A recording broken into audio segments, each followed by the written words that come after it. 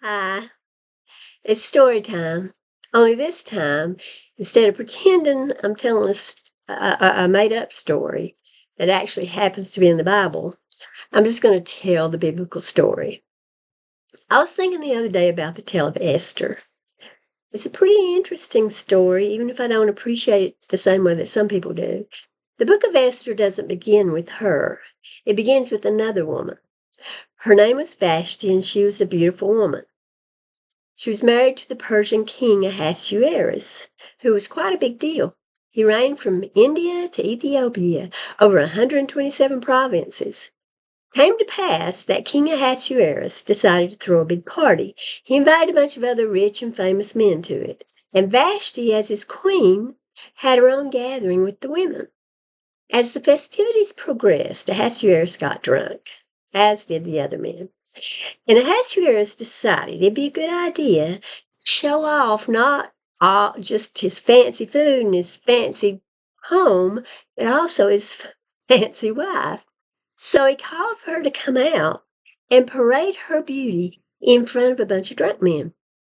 She wisely refused. Now, I don't know why Vashti refused. Or maybe she didn't want to leave her own party. But the general consensus is that Ahasuerus probably wanted her to come out unclothed or partially clothed. He might have wanted her to dance before the men, the way the daughter of Herodias danced before Herod. By the way, Josephus wrote that this girl's name was Salome, but he did not implicate her in the death of John the Baptist.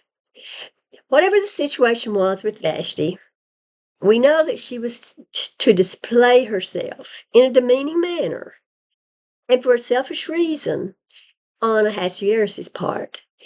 Queen should not be forced to go out in front of a bunch of drunk men so they can gawk at her.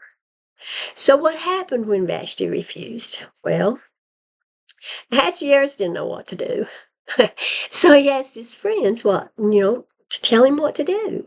So one man called Memucan suggested that Ahasuerus should depose Vashti. He warned that if Ahasuerus let her get away with this disobedience to her husband, well, the news would spread abroad, and all the women would rise up and despise their husbands, meaning they wouldn't do what their husbands said. So Ahasuerus got rid of Vashti, but that wasn't the end of it. Memucan had more advice. Esther 1:19 through 22, and let the king give her royal estate to another that is better than she. And when the king's decree which he shall make shall be published throughout all his empire, for it is great, all the wives shall give to their husbands honor, both to great and small. And the saying pleased the king and the princes. And the king did according to the word of Memucan. For he sent letters into all the king's provinces, into every province according to the writing thereof, and to every people after their language, that every man should bear rule in his own house, and that it should be published according to the language of every people. So these men took advantage of Vashti's decision to rule herself and made an actual law stating that women had to be ruled by their husbands. Now, this was Persia, and Judaism stole a lot from Persia. Wouldn't it be interesting if the patriarchy passages in the Bible actually began with the law, this law of Ahasuerus? It's a possibility, right? Anyway, what happened to poor Vashti, who stood up and did the right thing? We hear no more of her. No nice words about her in the New Testament. No, maybe you came to the kingdom for such a time as this. Nothing. Now, as the story progresses, once Ahasuerus was appeased, he got to thinking about Vashti and what she had done and what he had done. And I don't know, maybe he got to missing her, or maybe he started feeling a little remorse. For whatever reason, his servant said he needed a new wife. So began the gathering of all the fair young maidens in the land. And Esther, apparently the fairest of them all, became the new queen.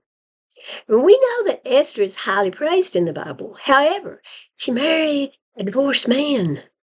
A man not divorced for fornication, by the way, meaning in the minds of some Christians, Esther became an adulteress. And she had lowered herself to marry a man who would ask his wife to parade around before drunk men and get rid of her when she wouldn't do it. That doesn't seem very wise. But none of that matters. You know why?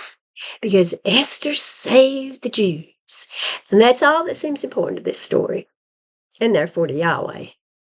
And of course, the story is told to us to show the divine providence of Yahweh with regard to the Jews, and how he can use even a pagan or disobedient man to further his cause.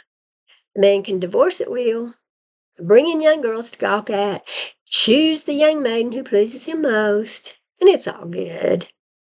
Why? Because apparently Vashti was wrong and Esther was right, in Yahweh's eyes.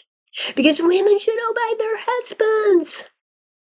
Vashti should have done what Ahasuerus said because it was her job to obey him. Easy enough, right?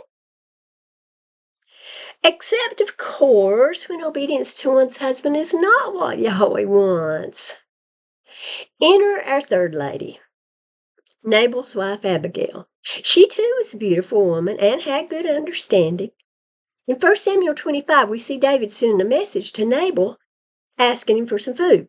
But Nabal refused, saying, in verse 11, "Shall I then take my bread and my water and my flesh that I have killed for my shearers and give it to men I don't even know where they came from?" That's what he said, "whom I know not whence they be." Well, Christians ought to appreciate that response. I mean, I know that for sure.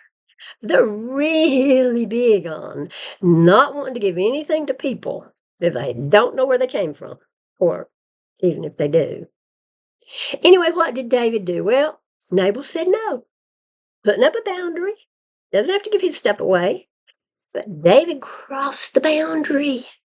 He told his men to gird on their swords, and away they went to fight Nabal and steal his food.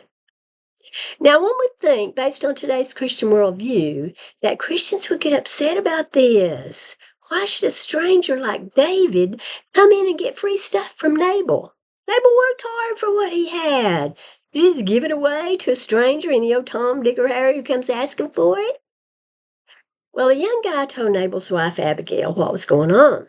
He said that David and his men were good guys, but they were going to come and, steal Nabal's stuff.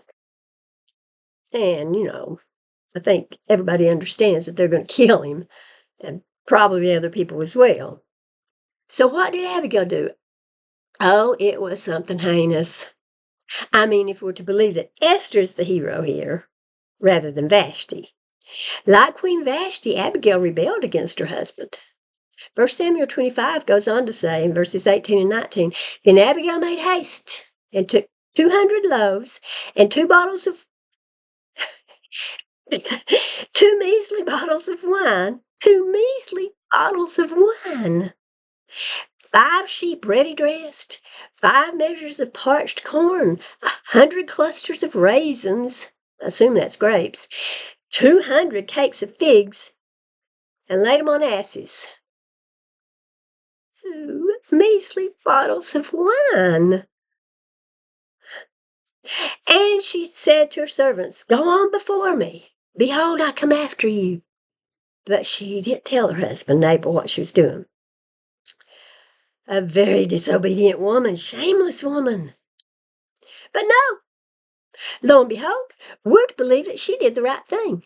Why? Because Yahweh happened to like David a lot. Yes, Nabal was a Jew too, but David was really special to Yahweh. We all know he has his pets even among the Jews.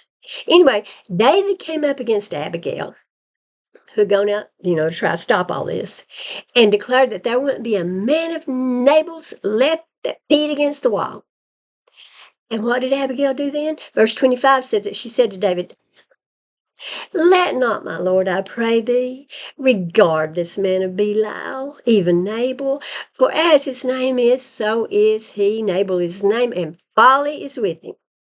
But I Thine handmaid saw not that the young men of my Lord whom thou didst send. And she's saying, like, she just don't blame this on me. Nabal's stupid, I get it. But I wouldn't have done that. She talked badly about her own husband to another man. She called her husband a fool. Seriously, who does that? And she said if she'd known, she'd have given David men's food. Then she asked that David spare her, because, she would have given him the food. David thanked her for advice and for stopping him from taking vengeance with his own hand. Abigail went home, didn't tell Nabal anything because he was drunk. The next morning when he was sober, she told him, and he was petrified. His heart died within him, and he became as a stone. Then 10 days later, Yahweh killed him. By the way, Christians, Nabal didn't give food to a stranger, and Yahweh killed him. You might want to stop and ponder on that for a bit. Then David married Abigail himself, and he also married another woman. All of this, of course, is adultery in the eyes of Christians, or would be today, since their God changed his mind about morality from time to time. So, Vashti disobeyed her husband. She's cast aside. Yahweh didn't help her at all. But Abigail disobeyed her husband, and her foolish husband died, and she gets a new husband out of the deal. I hope no Christian wants to try to pretend that Vashti's refusing to come out and traipse around in front of drunk men is the uncleanness of Deuteronomy 24 and was a legitimate reason for Ahasuerus to divorce Vashti and take another wife. I'm sure Christians have some way of making Esther be pure and holy, even as she marries an adulterer, becoming an adulteress herself. And I'm also sure many of the same people who praise Esther would ask for proof of fornication today before they'd condone this marriage of hers. And I don't think any Christian would want to say it's okay to divorce a wife simply because she refuses to parade around in front of a bunch of drunk men just to please her drunk husband. So tell me, are women to obey their husbands or not? I'm just so confused. It seems that if your disobedience to your husband hurts y'all's pets, then you must obey him. But if your disobedience helps his pets, then you must disobey. In other words, if your disobedience to your husband makes Yahweh angry, it's bad, and he'll leave you out in the cold. But if it makes him happy, he'll be pleased and will take care of you. As always, it's just whatever Yahweh wants, whatever he has a hankering for at any given time. The ends justify the means, do evil that good may come, etc., etc., etc. Now, that's a stupid story for today. I hope you enjoyed it. Oh, and this one is probably a made-up story, too. It's just not made up by me. Thank you all. Bye.